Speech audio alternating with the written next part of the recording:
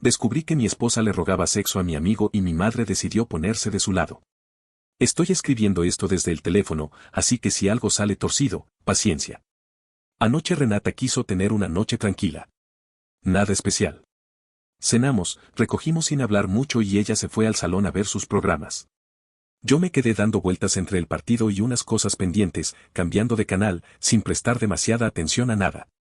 En algún momento me di cuenta de que había sacado el vino. Luego otro. 2 botellas completas. No es habitual en ella, pero tampoco quise pensar demasiado.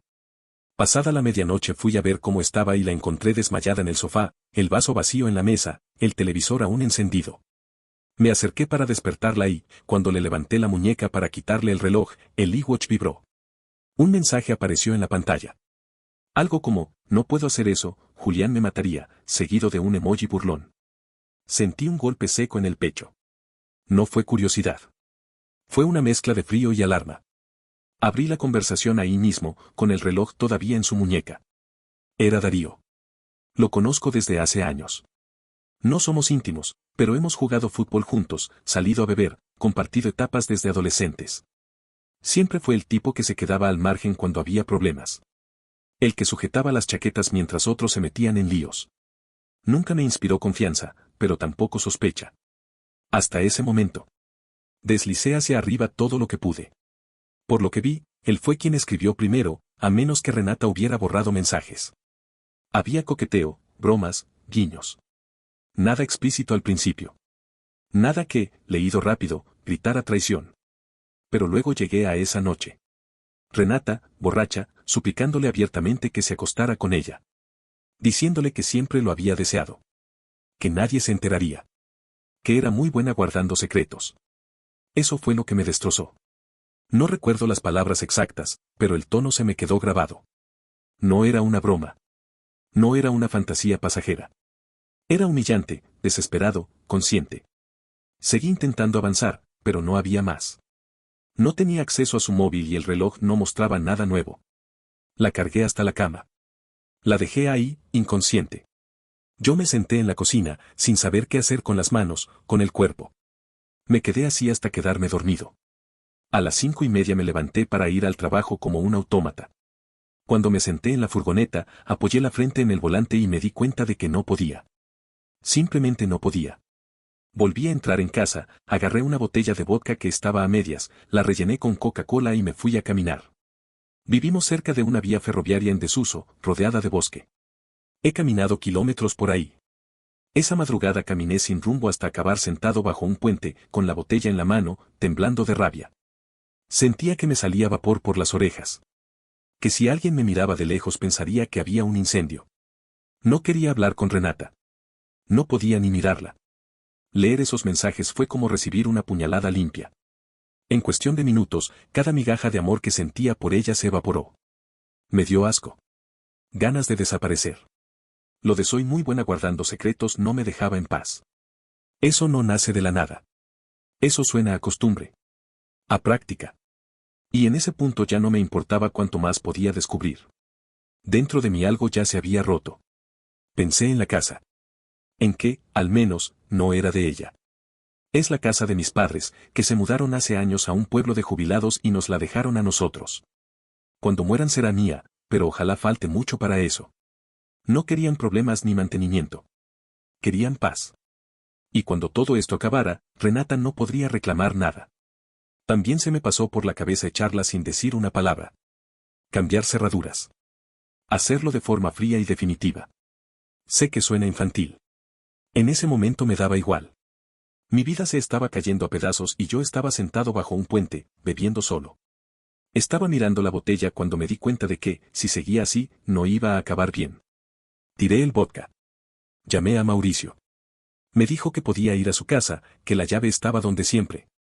2 personas que paseaban a su perro se acercaron a preguntarme si estaba bien. Les conté todo. Me escucharon. Una de ellas me dijo algo simple pero directo: lo peor que puedes hacer ahora es beber.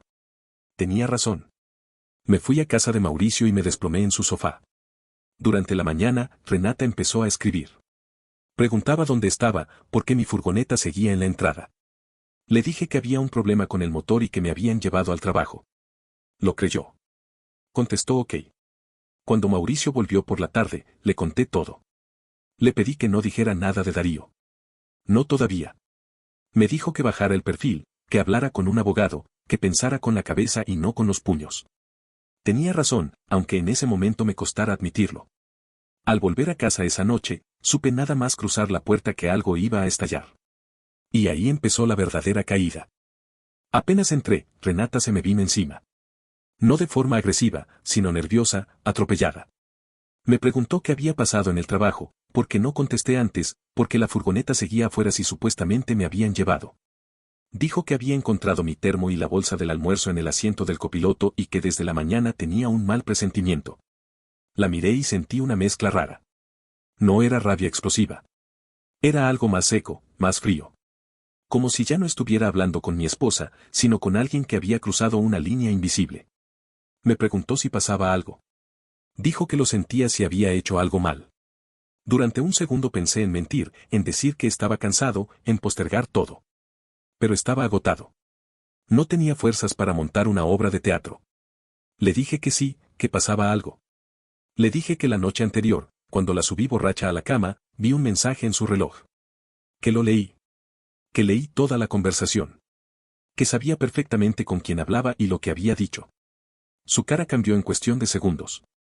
Pasó de estar a la defensiva a parecer una niña asustada. Intentó hablar, pero la corté. Le dije que había leído cómo le suplicaba sexo a Darío. Que había leído lo de guardar secretos. Que no me explicara nada porque no quería escucharlo. Que era asqueroso.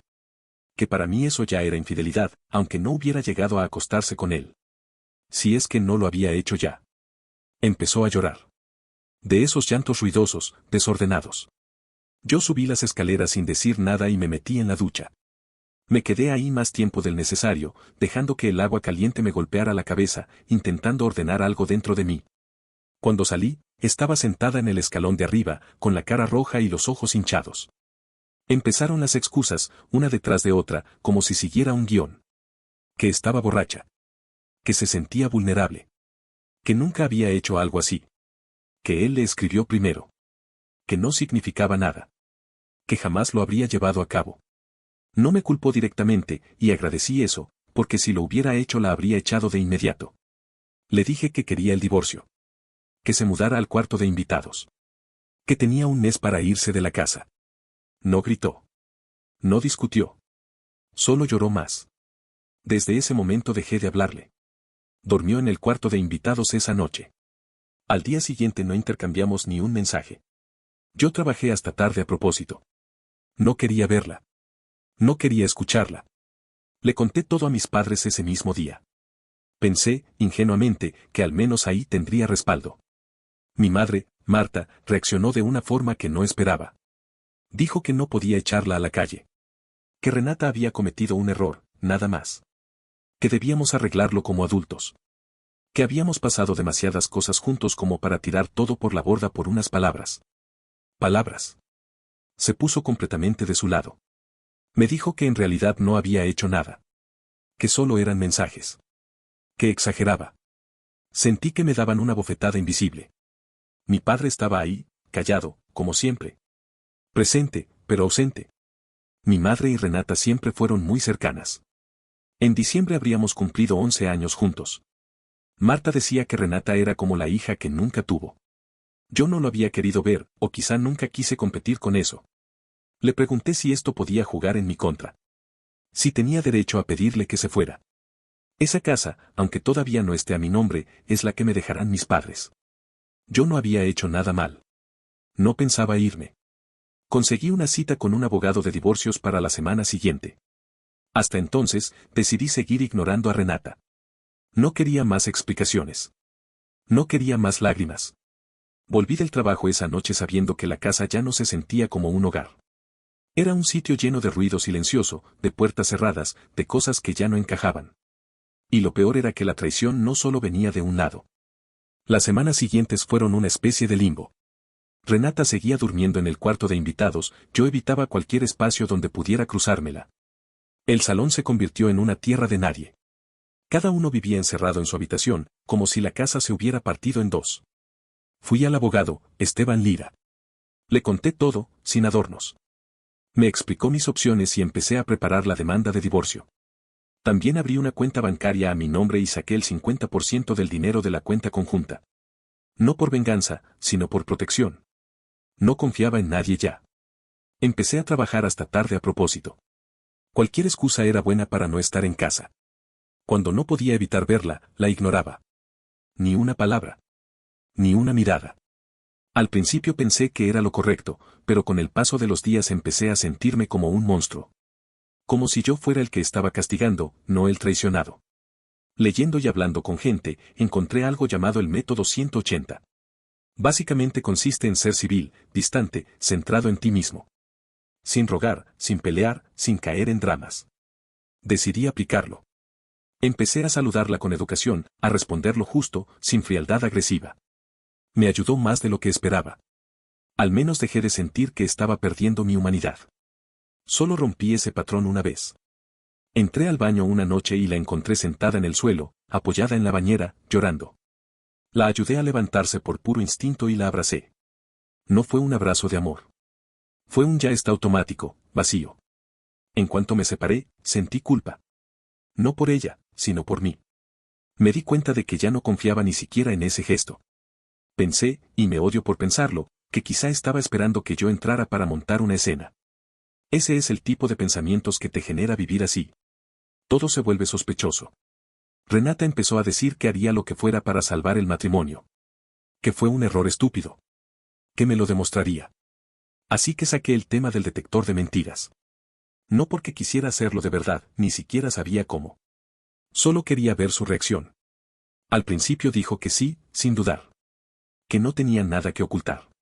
Horas después volvió con la tablet en la mano, explicándome lo poco fiables que son, que la ansiedad puede causar falsos positivos, que su trastorno de ansiedad jugaría en su contra. Me reí. No fue una risa normal. Empezó como una carcajada y terminó en una risa absurda, infantil. Me dijo que haría cualquier cosa, excepto esa. En el fondo ya daba igual.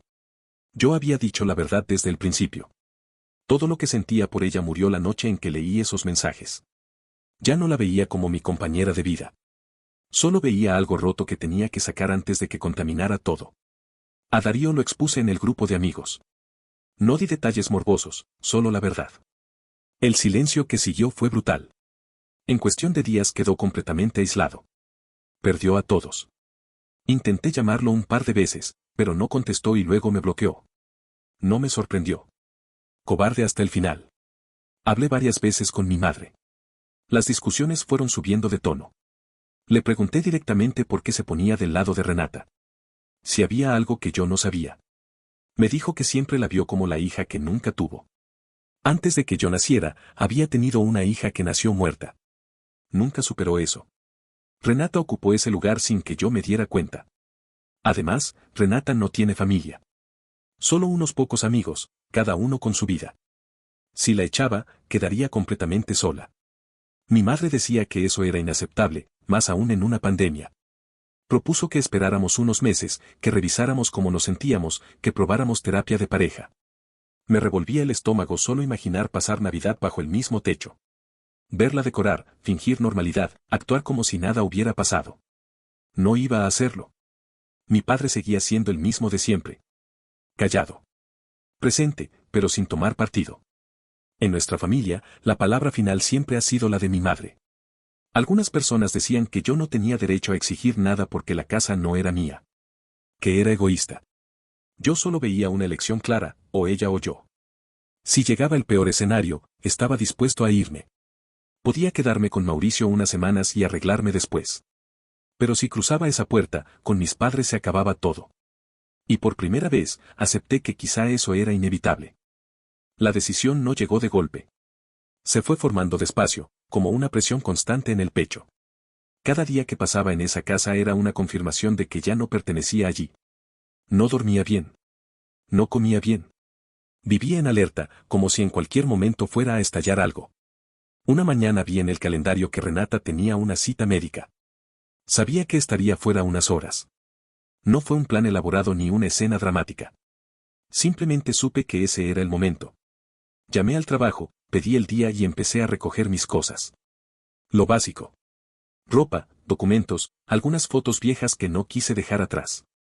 No me llevé muebles ni recuerdos inútiles. Solo lo necesario para desaparecer sin ruido. Cuando terminé, dejé las llaves sobre la mesa de la cocina. Al lado puse los papeles del divorcio que el abogado me había entregado la semana anterior. Cerré la puerta y me fui sin mirar atrás. Me quedé con un amigo mientras buscaba algo para alquilar. Bloqueé el número de Renata y el de mi madre. A partir de ese momento, cualquier comunicación con Renata sería solo a través de abogados. No quería mensajes, no quería llamadas, no quería excusas. No había hablado con mis padres desde hacía semanas. La última vez fue por mensajes. Intenté explicarle a mi madre, con todo el detalle que pude, lo que Renata había escrito en esos mensajes.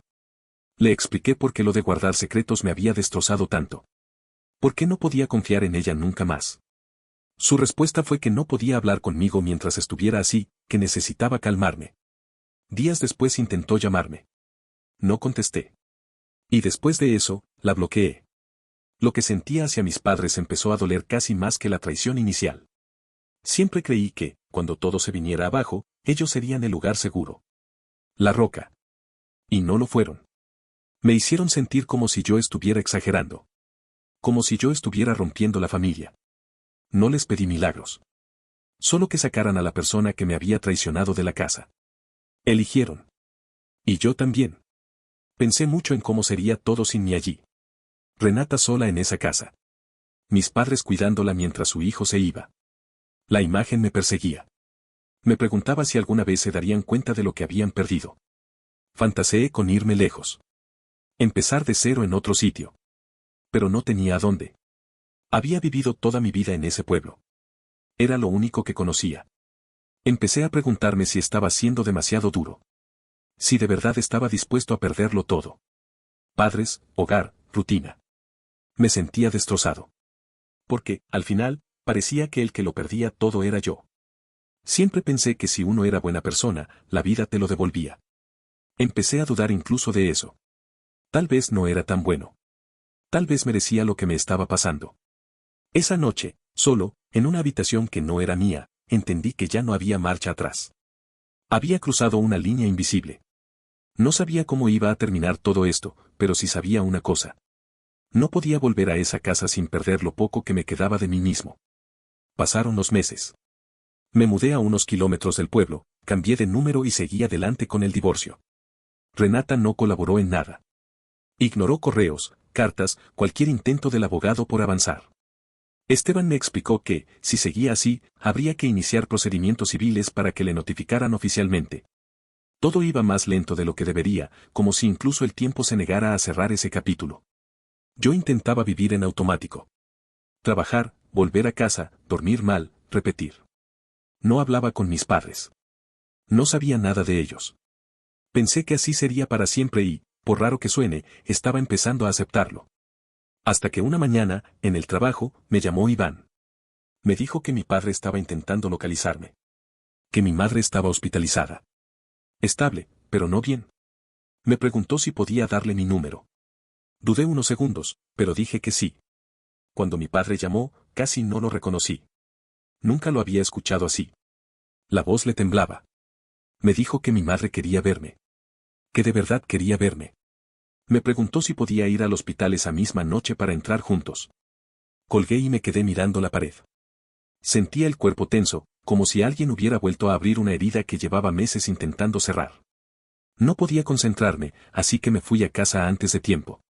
Pasé horas dando vueltas, imaginando escenarios, sintiendo que estaba a punto de volver a meterme en el mismo circo del que había escapado. ¿Por qué ahora? ¿Había cambiado algo? ¿Estaría Renata allí? La idea de verla me revolvía el estómago. Aún así, decidí ir. No porque creyera que iba a arreglar nada, sino porque necesitaba cerrar ese capítulo. Sabía que si no iba y pasaba algo, no me lo perdonaría nunca. Cuando llegué al hospital, sentí una paranoia absurda. Miraba a todos lados, como esperando que Renata apareciera de la nada. Me encontré con mi padre en la entrada. Intentó abrazarme. Le dije que no. Le dejé claro que, si ella estaba allí, me daba la vuelta y me iba. Me aseguró que no. Entramos juntos. Cuando vi a mi madre, me llevé un golpe que no esperaba. Nunca la había visto así. Tenía un ojo morado enorme, la cara llena de tonos violáceos y amarillos. Se había caído mal. 2 costillas rotas, el codo destrozado, un golpe fuerte en la cabeza. Parecía frágil, casi irreconocible. Se animó al verme. Me dijo que me había echado mucho de menos. Que no sabía si volvería a verme. Yo asentí, sin saber qué decir. Hablamos de la caída, de cómo estuvo horas en el suelo hasta que mi padre la encontró. Dijo que quería volver a la normalidad. Tender puentes. En algún momento saqué el tema de Renata. Pregunté directamente si seguía en la casa. Mi madre admitió que sí. Mi padre se removió incómodo. Yo miré hacia otro lado, con una mezcla de asco y cansancio. Mi madre empezó a hablar de lo mal que estaba Renata. De lo perdida que se sentía sin mí. Ahí lo entendí todo. No había epifanía. No había cambiado nada. Solo quería que todo volviera a ser como antes. Le dije que la casa ya no era mi hogar. Que no la quería. Que para mí solo guardaba recuerdos malos. Me quedé menos de 1 hora en total. Al irme, les dije que si quería contactar, lo haría yo. Que no esperaran llamadas. Cuando mi padre me acompañó a la salida, me preguntó si mantendríamos contacto. Le dije que sí. No sabía si era verdad, pero lo dije. Volví a casa con las emociones hechas polvo. Tristeza, rabia, alivio. Todo mezclado. Me alegré de haber ido, aunque doliera. Pensé también en Renata. En lo que fue, en lo que creí que era. Nunca dejaría de doler del todo. Mirando atrás, todo parecía irreal. La rapidez con la que se había desmoronado mi vida. La pura casualidad de haber visto ese mensaje. Coincidencia cósmica. Nada más. Y aún así, suficiente para destruirlo todo. Después de esa visita al hospital, algo dentro de mí se reordenó, aunque no sabría decir cómo. No fue alivio ni paz. Fue más bien aceptación. Entendí que algunas cosas no iban a cerrarse como uno espera, con disculpas claras o giros redentores. A veces solo se apagan, como una luz que nadie vuelve a encender. El divorcio entró por fin en su recta final. Renata, después de meses ignorándolo todo, firmó los papeles. Mandó un mensaje a través de mi padre diciendo que lamentaba no haberme dejado seguir adelante antes, que creyó de verdad que podía salvar el matrimonio, pero que ahora entendía que no. Que necesitaba seguir con su vida. No sentí nada al leerlo. Ni alivio ni rabia. Solo cansancio. Agradecí, eso sí, que por fin dejara de resistirse. Dijo también que no quería nada del divorcio y que se iría de la casa cuando pudiera ponerse en pie del todo. Me pareció bien. No quise discutirlo. Ya no tenía fuerzas para pelear por territorio emocional. Con mi madre no he hablado. Mi padre me dijo que estaba mucho mejor tras salir del hospital, recuperando poco a poco la normalidad. No sé qué pasará con ellos.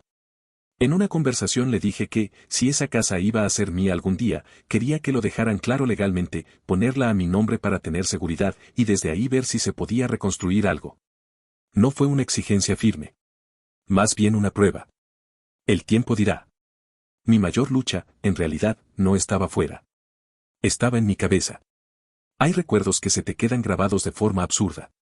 Puedo recordar perfectamente el sabor de unas trufas que me comí de niño en casa de mi abuela y que luego vomité. No las he vuelto a probar en 30 años, pero si lo pienso, el sabor vuelve. Con todo esto me pasaba algo parecido. No quería cargar con estos pensamientos dentro de 20 o 30 años. No quería convertirme en alguien amargado, en uno de esos adultos a los que la vida les arrancó algo y nunca lo superaron. No quería que esto definiera quién soy o cómo confío en los demás para siempre. Empecé terapia. Hablé con una psiquiatra. Poder decirlo todo sin filtros, aunque fuera durante 1 hora, me ayudó más de lo que esperaba. Un día, cuando me quejaba de que sentía que mis mejores años habían quedado atrás, ella me dijo algo que se me quedó clavado: tus mejores años son los que te quedan. Lo entendí después. El pasado no existe en ningún sitio que no sea tu cabeza. El ahora sí. Y puedes elegir quedarte atrapado en lo que ya no está o intentar construir algo distinto. También empecé a cumplir una idea que llevaba meses rondándome. Viajar. Siempre quise hacerlo más, pero Renata tenía miedo a volar, así que casi todas nuestras vacaciones fueron cerca. Inglaterra, siempre Inglaterra. La última vez que había salido del país fue con 20 años, un viaje a Grecia con amigos. Iván se comprometió a venir conmigo. Reservamos un vuelo a Nueva York para octubre. 1 semana. Siempre quise ver la ciudad en otoño, cuando cambian las hojas. Me hacía ilusión pensar que ese viaje fuera el inicio de algo nuevo. El final de mis 30 lleno de recuerdos distintos. Por primera vez en mucho tiempo, empecé a despertarme con una sensación que casi había olvidado. Esperanza. Ligera, tímida, pero real. Y eso, después de todo lo vivido, ya era un avance enorme. Pasó un año desde la primera vez que escribí todo esto. Ya estoy oficialmente divorciado. Decirlo en voz alta todavía suena extraño, como si hablara de la vida de otra persona. Fue casi un tercio de mi vida, y aún así, cuando terminó, sentí más alivio que tristeza. Un cierre firme. Necesario. Vi a Renata por primera vez desde diciembre hace aproximadamente un mes. Fue completamente accidental. Entraba a una tienda del centro y ella salía. Los dos llevábamos mascarilla, pero la reconocí al instante. Cruzamos miradas durante un par de segundos. Murmuró algo que no entendí y siguió su camino. Yo entré, pero tuve que detenerme unos minutos dentro. Me cayó encima una tristeza pesada, inesperada. No la echo de menos. Echo de menos a la persona que creí que era. A la idea. Esa persona ya no existe, si es que alguna vez existió. No le deseo mal, de verdad que no. Simplemente no quiero cargar odio conmigo. Al final, eso solo te pesa a ti. Tiempo después me enteré, por la novia de un amigo, de que estaba casi segura de haber visto a Renata hace años fuera de un pub, muy encima de otro tipo. No dijo nada entonces porque no estaba segura y no quería meterse. Me enfadé al saberlo. Esa información me habría ahorrado mucho dolor. No es concluyente, pero encaja con demasiadas cosas. Ahora entiendo por qué nunca me cayó bien. El viaje a Nueva York se complicó.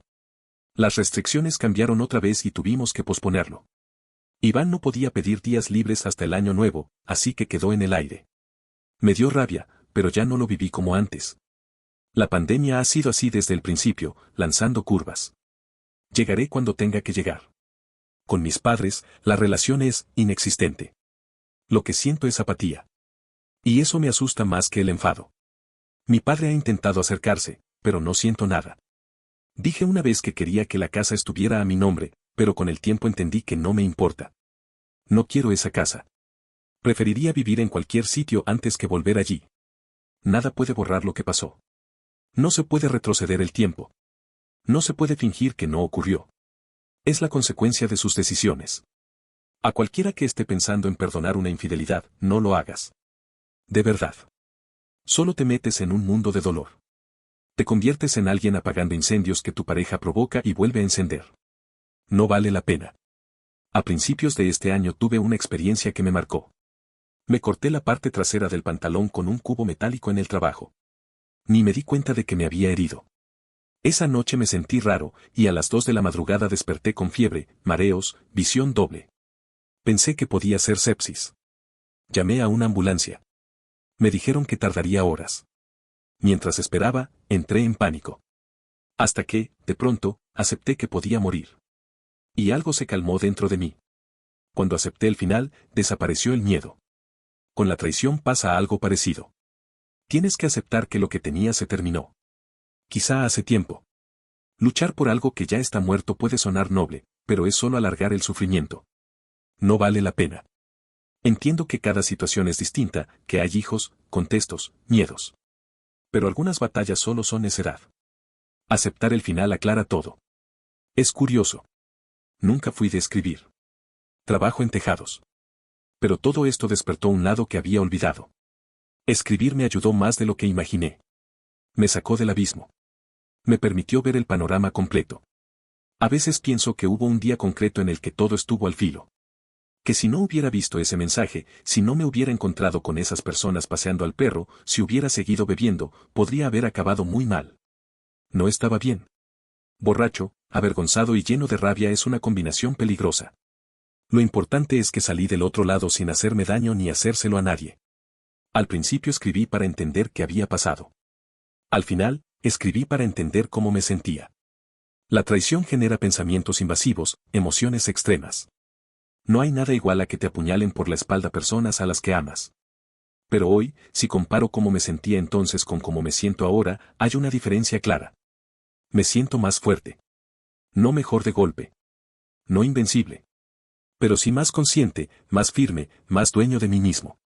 Gracias por leer mi historia. No olvides dejar tu opinión en los comentarios, dejar tu like y compartir este video.